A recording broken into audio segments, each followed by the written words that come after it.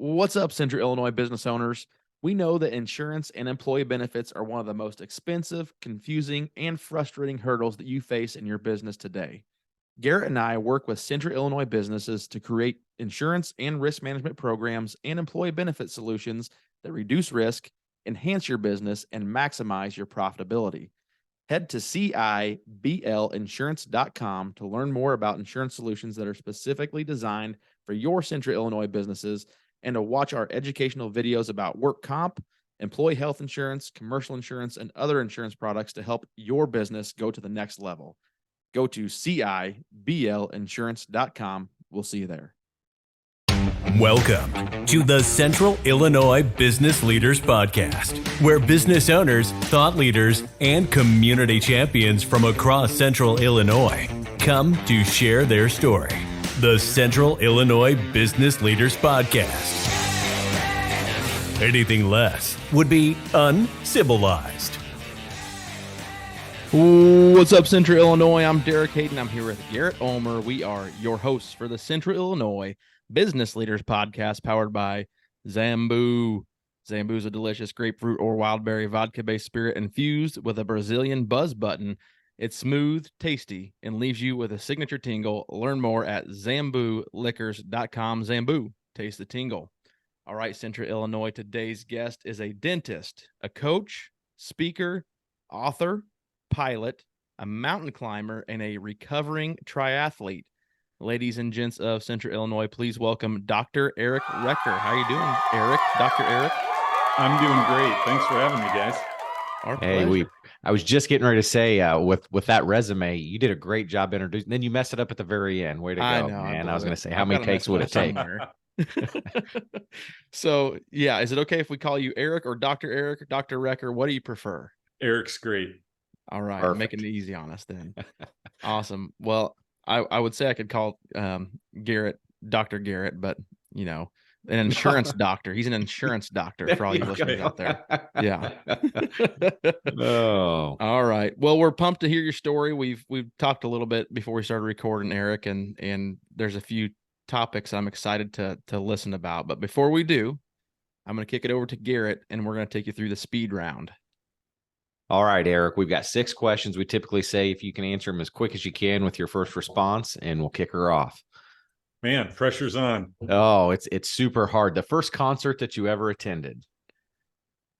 Oh boy. Van Halen, 8th grade. Yes. Nice. I think that's the first Van Halen that we've had. Yep. Nice. Yes. That Hilton. Favorite movie? Secret Life of Walter Mitty. All right. Favorite ice cream flavor? Cookie dough. There you go. iPhone or Android? iPhone. Favorite social media platform? Probably LinkedIn right now. Gotcha. It seems to be a pretty common answer with a lot of our guests that we have on. Last but not least, we typically ask why Central Illinois, but why don't you tell us a little bit about the area that you're from and why you like it? Yeah, so I'm southeast of Des Moines, Iowa, a little bit in a town called Pella. So if you've heard of Pella Windows or our Tulip Time Festival, that's kind of what we're about. And I love it. It's a small town, 10,000 people. And I love it because I grew up there. It's a great place to raise a family, good school system. And it's a place that I've really been able to put down roots and have quality relationships. Nice. There you go. So are you a Hawkeye fan then, Eric? I am. Okay. All right. Okay. Well, how about you guys? For all the Chief Illiniwick fans out there, yeah. don't hold it against us that we have a Hawkeye fan. We've had several Hawkeye fans on before, so it's yes, okay. It's all good. You're not the first, so you won't get any hate. You shouldn't get any hate mail at this point. Show me a little grace. We'll move on from here. That's all right. Hey, at least you're in the Big Ten. We can get together, get along, I guess, with Big Ten rivalries. So, I mean, what even is the Big Ten anymore? We were just talking a whole about nother podcast. Yeah, that's for sure. That's for sure. It's getting crazy, just like everything else, I think. But yeah. Oh yeah. Well, Eric, thanks for answering those. You did a pretty good job without preparing for it. So, if you could just kind of take the mic and you tell us your story, take us back as far as you'd like. Bring us up to speed with where you're at today and anything between you want to share.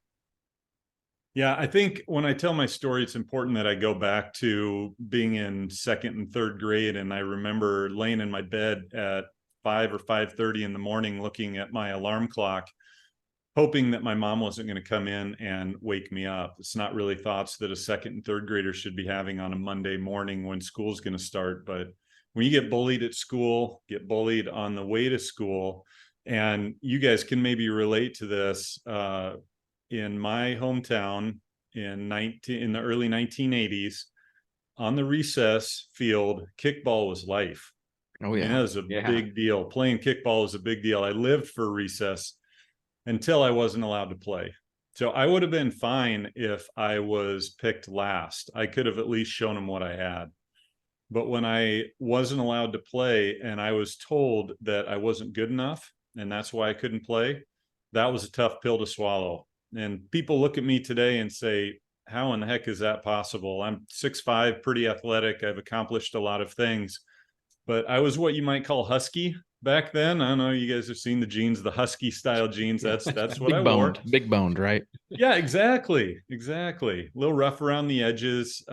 So it hurt to watch other people play kickball. And now I look back and I'm like, oh, that's such a stupid thing to worry about. But in context, it was a really big deal.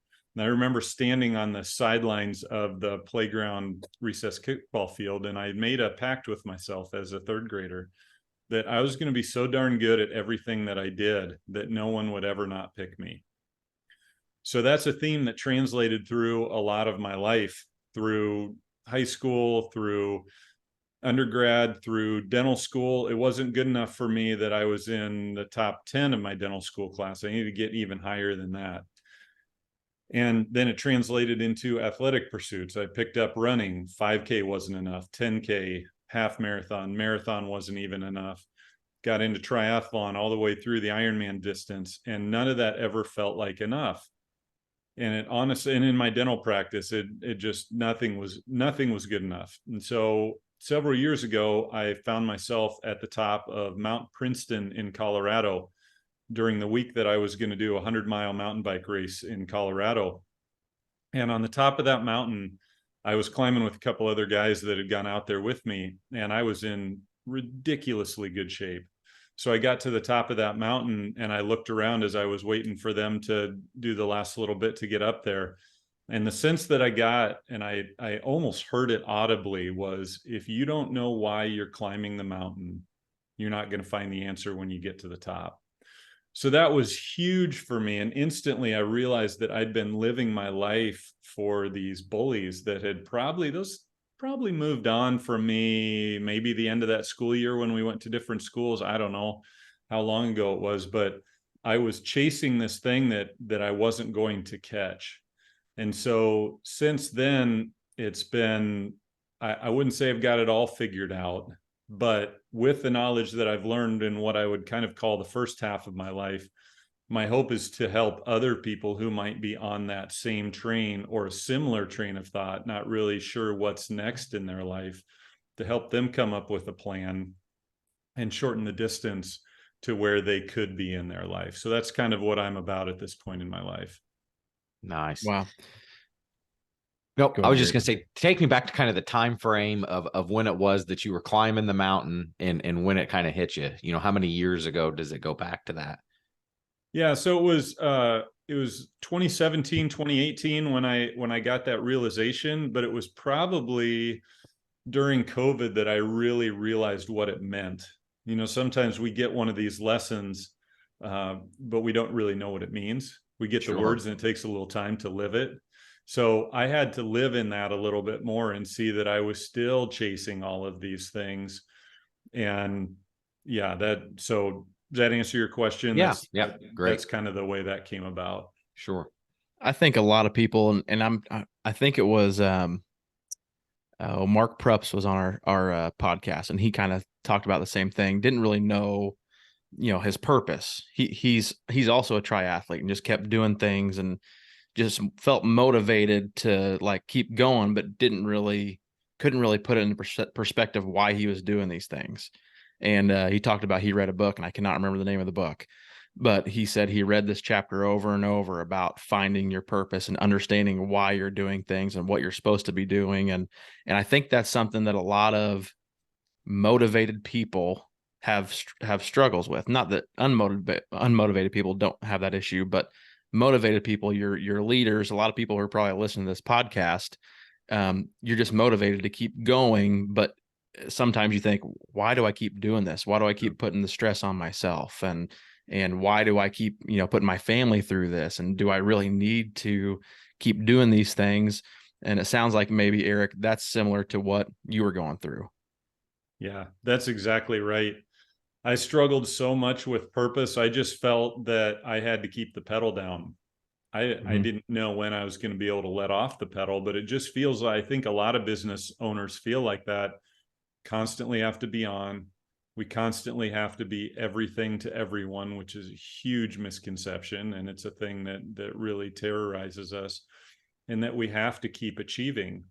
I've talked to countless leaders who, once they achieve something huge, like when I crossed the finish line in my first Ironman triathlon, I'd be lying if I said I wasn't thinking about the next one within an hour after that. And I don't think we take enough time to celebrate our accomplishments along the way.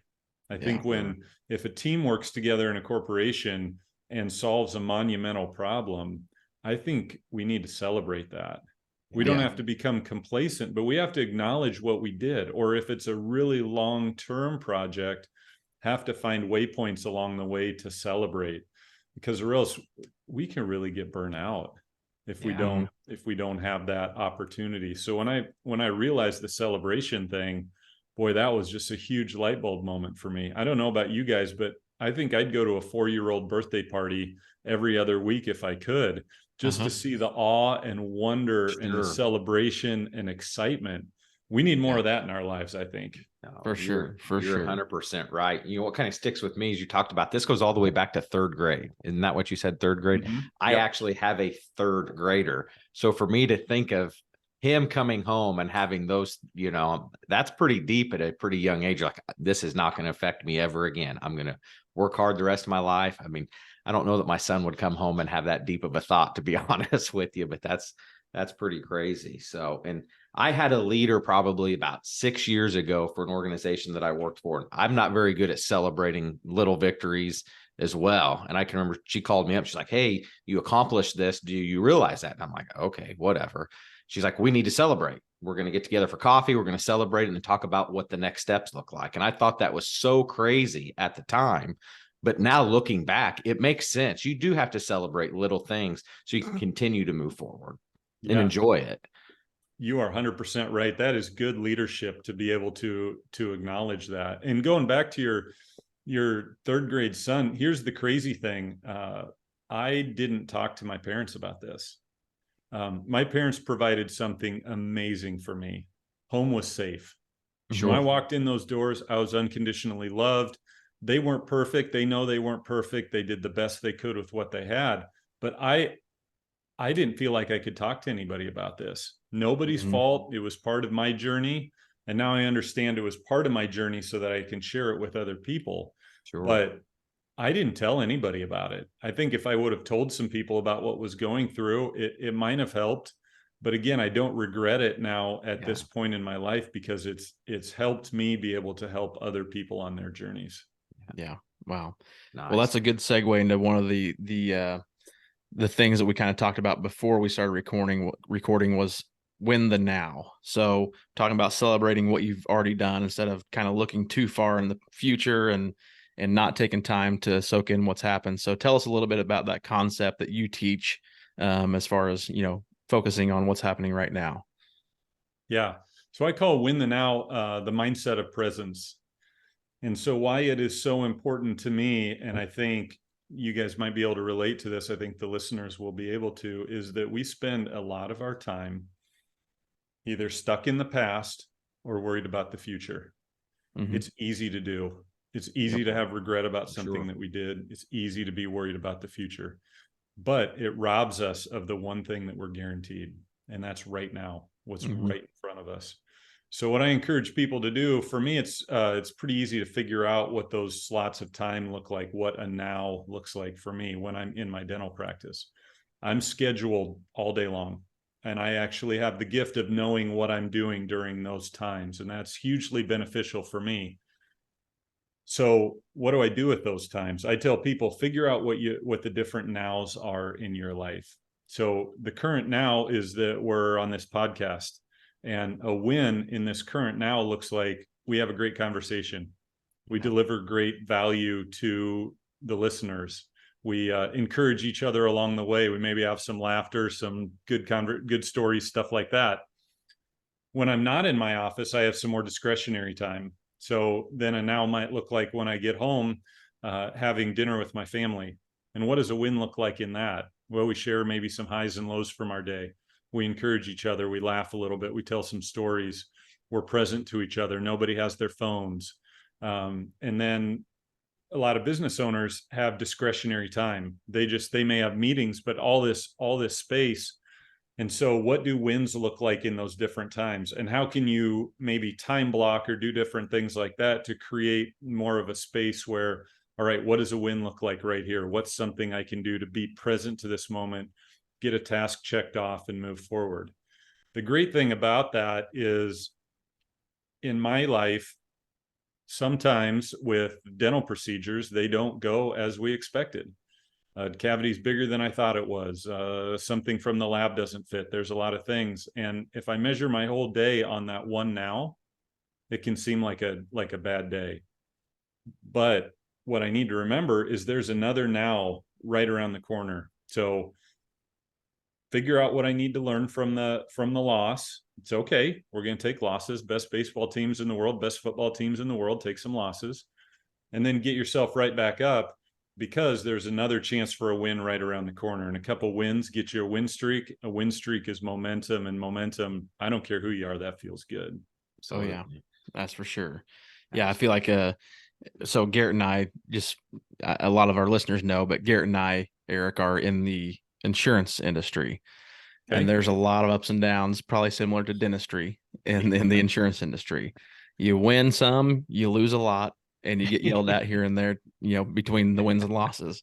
So it's a very easy industry to get negative in, because you're getting beat up every phone call, every, we call it cold calling, walking into a business, trying to talk to a business owner and getting, told to leave. It's hard to stay positive, but in the long run, Garrett and I have been able to build a business that we're pretty proud of.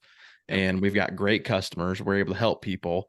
And I think for me, especially, it's hard, it's easy sometimes to overshadow those wins with some of the losses that, at the end of the day, maybe I had someone send me an email that was not what I was hoping. And then I forget about, hey, I just got a great client the other day who's referring me to their friends. So I think it's not just insurance, it's every industry and every work related position. I think it's easy to get negative and forget about the good things that are happening. Yeah, you are 100% right. And I think one of the things we forget is we don't understand the rest of somebody else's story. Mm-hmm. We don't understand that business owner that told you to leave. We don't know what happened to them in the 24 hours, 48 hours, whatever, before you came in there. Mm-hmm. You might just been the thing that kind of tipped it over the edge, that they just, somebody else, they didn't want to deal with it. Did they get a family member with a diagnosis? Did they get some bad news on their business? Did they get any number of things? And just like the gate agent at the airport, it's not their fault, but they're quite possibly going to be the one who hears about it. Yeah. Absolutely. Yeah. We talk about that a lot, that you don't know the circumstance. Everybody's fighting a battle. Not everybody's going to tell you about the battle they're fighting, because that's just how a lot of us are built, or we don't want to air, I don't want to say our dirty laundry, but what's going on in our life. We live in this Instagram world to where the highlights are the only thing that we see, right? We don't see the real battle that's going on behind the scenes. So I think sometimes it's hard to just say, hey, it's been a tough day, but let's get this one going in the right direction, Yes. Doesn't the social media false everything drive you crazy? Mm-hmm. Oh yeah. Mm-hmm. Comparison used to be, when I was growing up, in high school, maybe I saw somebody that had a really cool car. Right. Yeah. Right. But Yeah. now there's this lie when you look on social media that, well, I want that person's vacation. I Yeah. want that person's house. I want the party that person's throwing. I want that person's kids. I want that person's spouse. And you think that if you don't have every one of those things, when in actuality nobody does, then you're somehow coming up short. Mm-hmm. And it's so easy. Drives me crazy. Yep. I'm right there with you. Yeah. Garrett and I just actually, was it this Monday? Was it Monday we talked to the high school? Yes. Yeah. It was Monday. So Garrett and I went and spoke to the local high school, the juniors and seniors. And that was one of the things we talked about was you've got to focus on you. It's very easy. You see the Instagram posts and the influencers and this and that, and they're posing in front of Lamborghinis and wearing the newest Jordans or, whatever it happens to be. If you want it, you can get it, but don't think that they have everything that you need, because, there's so much smoke and mirrors in today's society that it's easy to get, lost in the shuffle. And then kind of what we talked about, maybe this is a good segue. It's easy to get burnt out thinking that you don't have what everybody else has. So burnout was one of those things that we had kind of talked about before we recorded as well. Can you tell us a little bit, Eric, about maybe some things that you would recommend or some of your experiences that you went through burnout with? Yeah. First of all, let me say that's awesome that you guys are going and talking to high school like that. That's amazing, just to try to pay it forward to the next generation who that's a huge battle they're fighting. So, yeah. The world that they're growing up in is way different than the world that we grew up in then.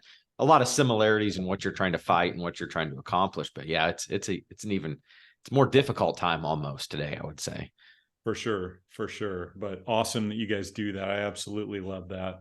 Well, I got a chance to speak to the high school this last spring about bullying and what it can do to you and all of that kind of stuff. Yeah. So those opportunities are it's great when people are willing to do that. But yeah, burnout has been huge for me. I've actually gone through 3 pretty solid stages of burnout. And one thing, without getting too much in depth with those, one thing that I noticed that was a common denominator now that I've looked back on them forensically, and one of them was so bad that I really nearly sold my dental practice and walked away. I just didn't feel like there was any other option. And that was really scary. I found out what panic attacks were. And man, I don't wish those on anybody. I don't care who you are. Those are terrible. But what I found out in each one of those, the common denominator was that I was overcommitted and I wasn't taking care of myself. That was the equation in all of them. So overcommitted doesn't necessarily mean that we're signed up for too many things. We can do some friendly fire overcommitments too. We can spend a little too much time on these things, a little too much time on streaming, much time with comparison, all of those kind of things. Whatever it is that we're overcommitted to, and then not taking care of ourselves, because we have a finite reserve in our tank. And we're constantly pouring out. No matter what we're doing, we're emptying. So even just living, having a conversation is emptying out. So we have to think about, what are we doing sleep wise? What are we doing rest wise? How are we giving our brain time to idle and not constantly be stimulated? A lot of those kind of things. So it's coming up with some of those habits that make us not drain quite as fast. Because if we don't have anything in the tank and we still have to keep pouring out into our businesses and our people, there's a crash that's coming. And it's either going to be mental or physical. But one of the things that I really wanted to do to help people with this is I came up with a 5 days to knock back burnout challenge. And so I have that on my website. It's completely free, no obligation. You can sign up for that on the website. And what it does is it just takes a good solid look at burnout and a few basic things that we can do. No, it's not going to fix it, but it is going to be some steps in the right direction to give you some hope that burnout doesn't always have to be the thing that hangs on. And I wish I would have had some of those suggestions when I was talking with the practice broker about selling my practice. Yeah. I would say burnout has to be one of the biggest topics out there for individuals that are, I don't want to say overachievers, but that don't celebrate the small wins, always looking for the next step and just continuing to, like you said, put yourself out there as much as you possibly can. I mean, I feel like for, Derek, you probably vouch for it. It's just business owners, individuals that are in the same type of role that we are in sales. It's just, you keep pressing. And it's like, when's enough? And, just to relax for a few minutes. Yeah. Yep. Absolutely. So for you listeners, Eric's website is ericrecker.com. That's ERICRECKER.com. And then the 5-day knockback burnout challenge is under the coaching tab. So you can find it there. So staying on the coaching tab, and I guess the speaking tab as well. Tell us a little bit about your coaching opportunities as well as your speaking opportunities that you've taken part in. Tell us a little bit about your business there. Yeah. So I still love the dentistry. I still do. The technical aspect of it, I've been at it for 20 years, so I think I'm pretty good at it. The reason I'm still a chairside dentist is because of relationships. I've known some of these people my whole life. So it's just that's what I like about that.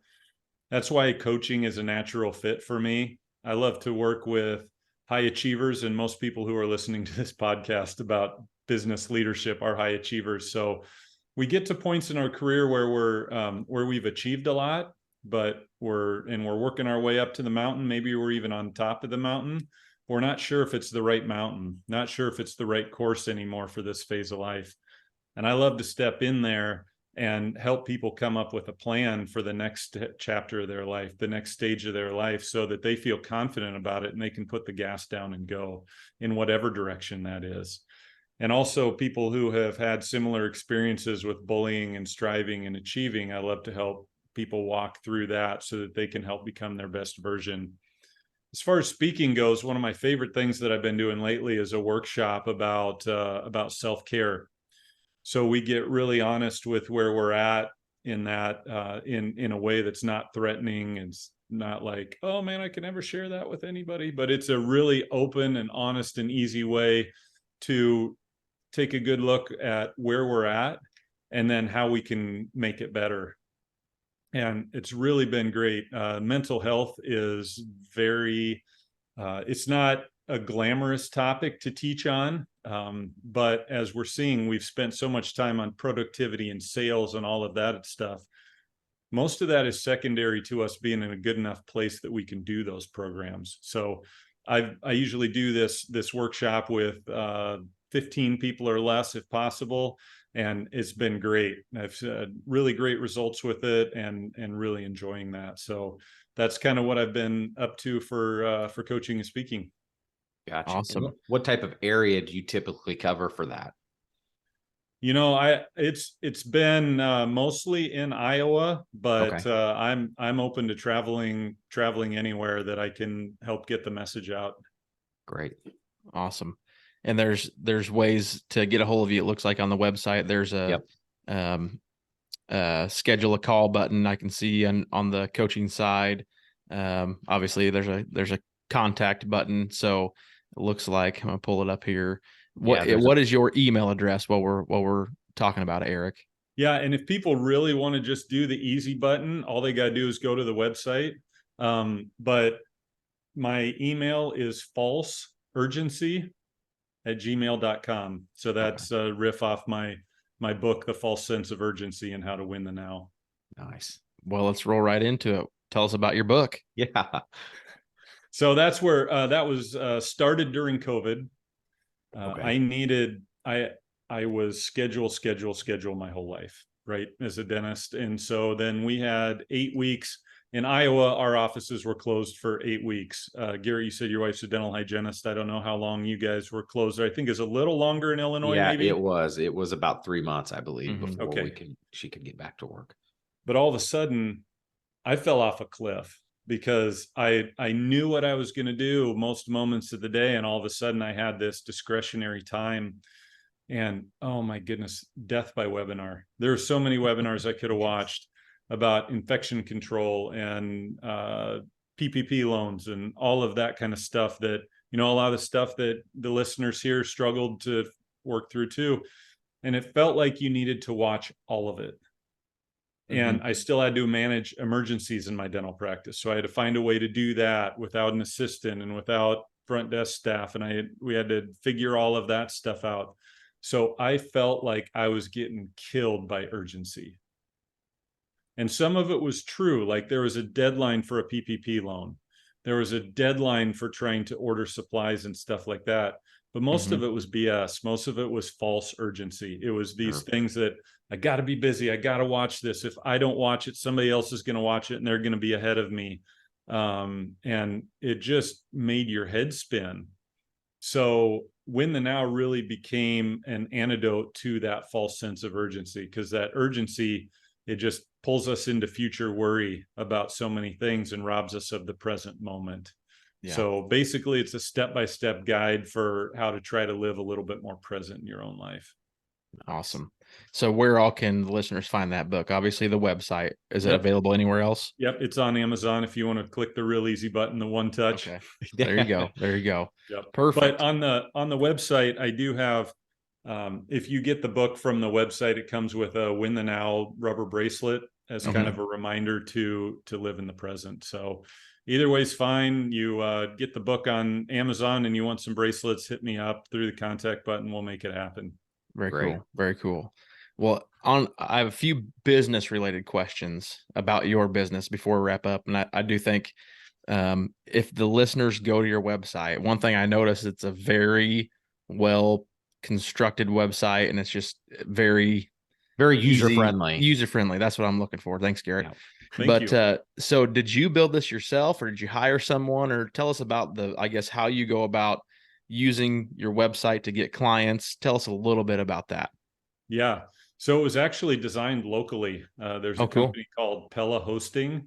Okay. And Leslie at Pella Hosting is amazing. So she is very, very gifted in being able to take my concept and make it way better than I thought it could be. Cool. So I spent some money on some photography, obviously. Those aren't just iPhone pictures. Yeah. But there's a local place in Des Moines, Iowa called Invictus Media. They did an amazing job. They have this old cool kind of warehouse type space that they took a bunch of the photos, and then they worked with Pella Hosting and came up with all of this. And then I worked with my coach on most of the verbiage on how to do that. So I'm not only a coach, but I believe, I don't know how you walk through life as a business owner without a coach. So that's been a super, super important part for me. So the website is definitely a team effort. Very cool. Very cool. Well, you mentioned that you have a team of 20 on as far as your dentistry practice goes. Yep. There's a lot of people listening who have teams that are probably always looking for pieces of information they can use to help manage their team. Tell us about, how you've gone about building the team and managing a team of that size. Yeah. So communication is huge. In a team that size, it can be pretty easy to go several days without talking to anybody. Communication's huge. For us, we have a morning huddle before we start our day, and that's a pretty common thing, I think. But having that be intentional, that's a touch point for, hey, does anybody have any big things going on in their life that we can support them? Sometimes anybody heard anything funny and we just get a good laugh to start the day. And man, those days that we get some good laughter before the day starts, it's huge. So don't ever assume that communication is happening. Just make sure that it happens.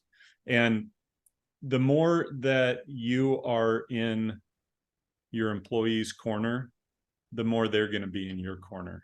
So don't just act interested, be interested. Listen well to your employees. I know it takes time and we're all busy, but man, I don't know if anybody's tried to hire anybody lately. It's not very easy.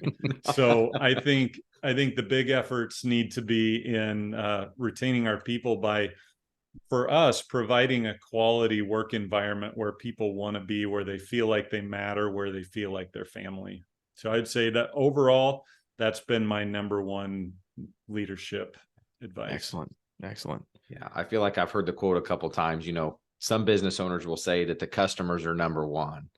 And they said your employees should be number one, and then you won't have to worry about your customers, you know. So there's so much truth to that. And Yeah. and anybody who's going to only take the side of the customer and tear down their people in the midst of it, that's just not going to work. Yeah, absolutely. Yeah. Yeah. That's a recipe for disaster, I think. So yeah, It is. I agree with that.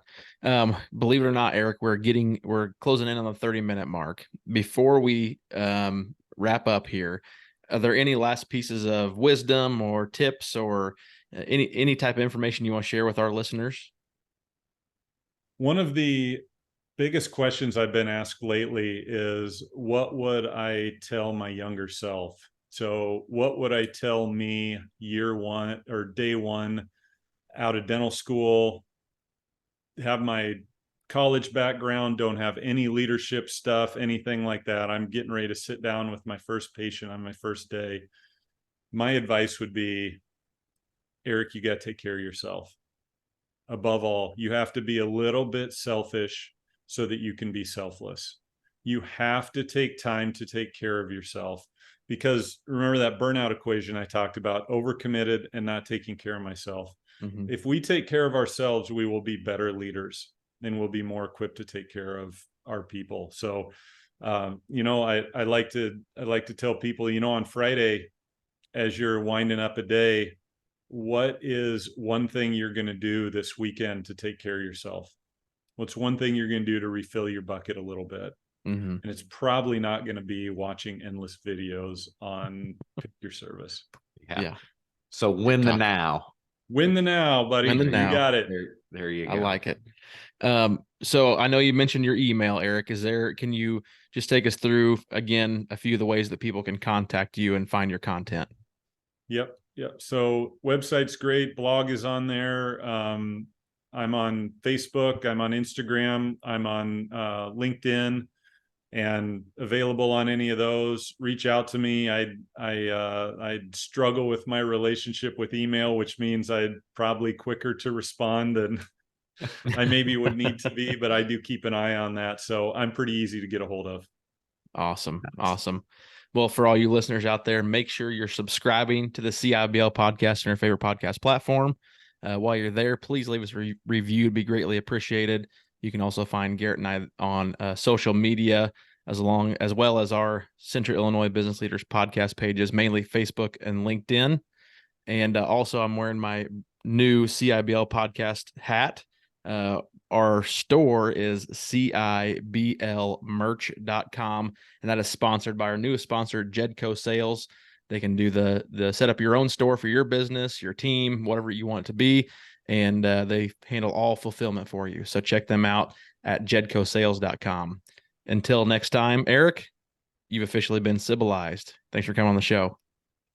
Thanks for having me. Thanks, Eric. Thank you for listening to this episode of the Central Illinois Business Leaders Podcast. You can find us on Facebook at facebook.com/CIBL Podcast. You can also follow us on LinkedIn. Don't forget to subscribe and leave us a review. It's the civilized thing to do. What's up, Central Illinois? You know what you all need? You all need some CIBL podcast swag. And thanks to our newest sponsor, Jedco Sales, you can now find our swag at CIBLmerch.com. You can find t-shirts, sweatshirts, polos, hats, and more, all classically adorned with our famous CIBL podcast logo. If you want to represent and support your favorite podcast, check out CIBLmerch.com. That's CIBLmerch.com. If you like our store, you can also build your very own business swag store with the help of Jedco Sales in Effingham, Illinois. Jedco is owned by previous CIBL guests, Andrew and Laren Dial. They've set up a special discount offer for CIBL guests and listeners to set up your very own custom branded swag store. You can now offer branded apparel to your employees, customers, and fans, and Jedco will fulfill all the orders for you. Contact Jedco at sales@jedcosales.com. That's sales@JEDCO sales.com, and tell them that Garrett and Derek sent you. let Jedco help you get noticed.